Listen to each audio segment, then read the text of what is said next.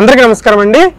నగిరి రోజా వైఎస్ఆర్సీపీ పార్టీకి రాజీనామా చేసే అవకాశాలు ఉన్నాయా అంటే ఉన్నాయనే చాలా క్లియర్గా తెలుస్తోంది.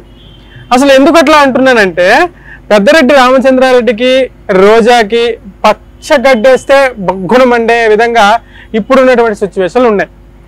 అయితే పెద్దరెడ్డి రామచంద్రారెడ్డి వేసిన స్కెచ్ ఏంటి అంటే వైఎస్ఆర్సీపీ పార్టీ నుంచి పూర్తిగా రోజీని తొలగించడానిక, నగరిలో రోజా ఆనవాళ్ళు కనిపించకుండా చేయడానిక, లేకుండా ఈ ఆంధ్ర రాజకీయాల నుంచే పూర్తిగా రాజకీయ సన్యాసం తీసుకోవడానిక ప్లానా అనేది తెలియదు. కానీ పెద్దరెడ్డి రామచంద్రారెడ్డి గట్టిగానే ప్లాన్ గీస్తున్నాడు రోజాని అవుట్ చేయడానికి. అయితే రోజా మీద ఎందుకు అంత నెగిటివ్, రోజా మీద ఎందుకు అంత ప్రాబ్లం అంటే వైఎస్ఆర్సీపీ పార్టీకి 11 సీట్లు రావడానికి మెయిన్ కారణం రోజా అని వైఎస్ఆర్సీపీ పార్టీ కొన్ని వర్గాలు నమ్ముతున్నాయి.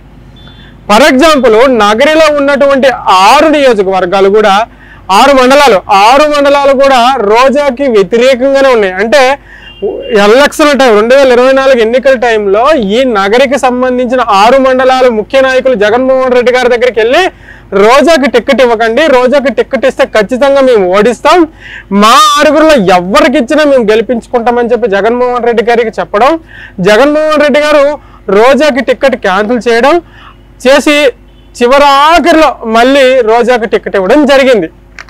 అయితే ఇవన్నీ ఒక పక్కన పెడితే పెద్దరెడ్డి రామచంద్రారెడ్డి గీసిన ప్లాన్ ఏంటి, మనకి ఈ ప్లాన్కి ముందు ఇంకొకటి మాట్లాడుకుందాం. రోజాకి ధీటుగా, రోజాకి ఆ రాజకీయంగా పర్సనల్ అయితే నేను మాట్లాడతలేను, రోజాకి ధీటుగా కిరణ్ రాయల్ ఇంతకుముందు సంచలన కామెంట్ చేసే రోజాకి వ్యతిరేకంగా పోరాటం చేశాడు జనసేన నాయకుడు కిరణ్ రాయల్. ఆయన మీద కొన్ని సంఘటనలు వచ్చి ఈ మధ్యకాలంలో కొన్ని వార్తలు వచ్చినప్పటికీ రోజా స్పందించట్లేదు. దొరికినాడు కదా అని చెప్పేసి రోజా ప్రెస్ మీట్ పెట్టట్లేదు, చాలా రాజకీయంగా కొంచెం దూరంగా ఉంటుంది.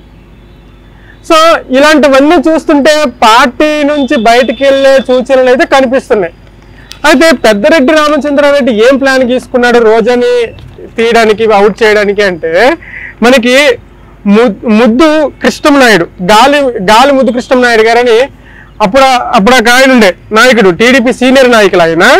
అయితే ఆయన ఇప్పుడు 2018లో చనిపోయారు. ఆయన టీడీపీ పార్టీలో ఉన్నప్పుడే చనిపోయారు. ఆయన చనిపోతే వాళ్ళ కుమారులు భానుప్రకాష్, జగదీష్, వీళ్ళిద్దరూ వాళ్ళ కుమారుడు. అయితే వాళ్ళిద్దరి మధ్య కూడా రాజకీయ పరంగా కొన్ని డిస్కషన్స్ వచ్చాయి. అంటే తండ్రి రాజకీయ వారసత్వం నాకు కావాలని చెప్పేసి కొన్ని డిస్కషన్లు అయితే వాళ్ళిద్దరి మధ్య కూడా వచ్చినాయి. వస్తే అప్పుడు చంద్రబాబు నాయుడు గారు ఎవరికి, భానుప్రకాష్కి టికెట్ ఇవ్వడం జరిగింది గన్నవరం నుంచి. అయితే గన్నవరం నుంచి భానుప్రకాష్కి టికెట్ ఇచ్చిన తర్వాత 2024 ఎన్నికల్లో 40,000 ఓట్ల మెజారిటీతో రోజా మీద ఆయన గెలిచాడు.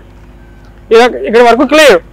అయితే పెద్దరెడ్డి రామచంద్రారెడ్డి ప్లాన్ ఏంటి, వాళ్ళ తమ్ముడు ఉన్నాడు కదా ఎవరు, జగదీష్, వాళ్ళకి అన్నకు పోటీగా వైఎస్ఆర్సీపీ పార్టీ నుంచి గన్నవరమేనా నగిరిలో పోటీకి దింపాలని చెప్పేసి పెద్దరెడ్డి రామచంద్రారెడ్డి చూస్తున్నాడంట. సో ఇందుకు గాను రోజా ఇంకా నెగిటివ్ అయిపోయింది. రోజా నోరు చాలా దారుణంగా ఉంటుంది, ఆమె ఏం మాట్లాడుతుందో నోరేసుకొని పడిపోతుంటుంది, అది పార్టీకి చాలా నష్టము, అందుకు ఆమెను తొలగించి అన్నకు పోటీగా తమ్ముడిని రంగంలోకి దింపుదామని చెప్పేసి పెద్దరెడ్డి రామచంద్రారెడ్డి ప్లాన్ గీస్తున్నట్టు తెలుస్తోంది.